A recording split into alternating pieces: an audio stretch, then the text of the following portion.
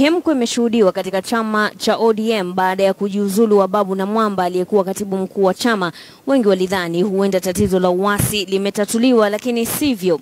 Sauti za uasi zimezidi kuongezeka haswa katika eneo kuu la ODM la Magharibi. Je, mbona minong'ono ya kuashiria uasi ndani ya ODM imezidi kuongezeka? Mwanahabari wetu eneo la Magharibi ya Kenya Robert Wanyonyi anaarifu. Ni kiongozi mwenye tajriba ambaye kila wakati anapowasili katika ngome yake kuu ya kisiasa ya Magharibi, makaribisho huwa yaliyojaa vishindo vya haja.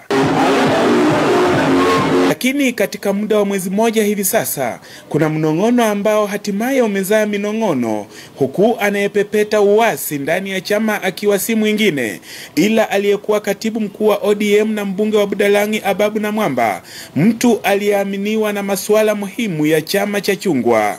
Na wewe usitutishe ati tuhame ODM. Nyadhifa tumeachilia, lakini bado tuko hapa, tutakanyagana na wewe mpaka tuwe tayari na mambo yetu. Kanda na Namwamba, wabunge wengine ambao wamezigura nyadhifa zao chamani ni mbunge wa Funyula Daktari Paul Otuoma na mwenzake wa Sirisia Meja John Waluke. Kesho ama saa hizi nataka kupeana barua kwa media ya kusema mimi nimeresign kama NEC member, national secretary. Mimi nimekuwa NEC member ya ODM kama secretary ya security. Nimewachana na hiyo. Hata bila kuashiria anayemlenga, madai yake Namwamba na waasi wenzake yamepingwa vikali na kinara wa chama Raila Odinga, ambaye anayataja kama yanayonuia kuwapotosha wafuasi wake. Mtu anakuja kueneza sumu ya kugawanya watu kwa msingi ya kikabila. Ati sisi na wao. Ati shenu ni shenu.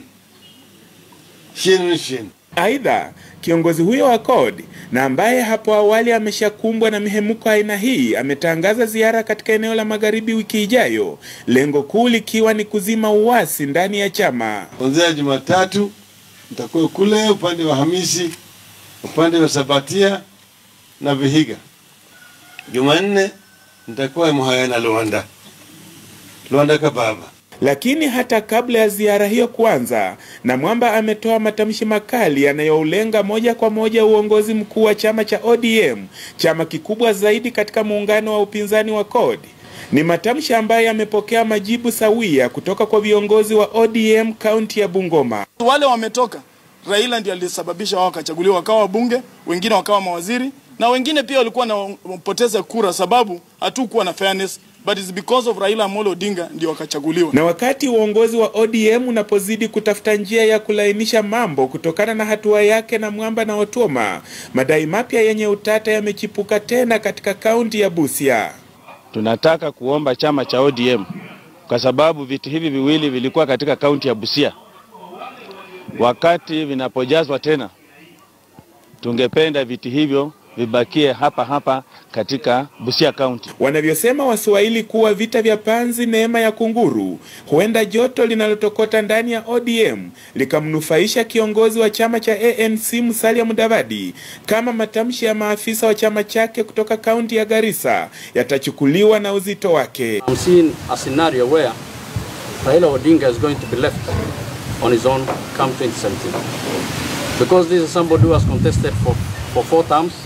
And he doesn't want to give a chance to anyone. Lakini licha ya merikebu yake kuelekea uchaguzi mkuu wa mwaka 2017 ikionekana kutikisika, Raila Odinga anasema yeye amelenga macho yake mbele, huku akisisitiza kuwa chama cha ODM ndicho kitawapa Wakenya ukombozi dhidi ya utawala mbaya. Huku akionekana na wengi kuwa kiongozi wa muungano wa upinzani wa CORD, wengi wanasema kwamba huenda matatizo ambayo yanakikumba chama cha ODM kwa sasa yakajipenyeza na kuingia na kutatiza muungano huo. Lakini wengi pia wanasema kwamba Raila Odinga ni gwiji wa kisiasa ambaye anaweza tafuta suluhu kwa tatizo lolote la kisiasa. Robert Wanyonyi, KTN leo.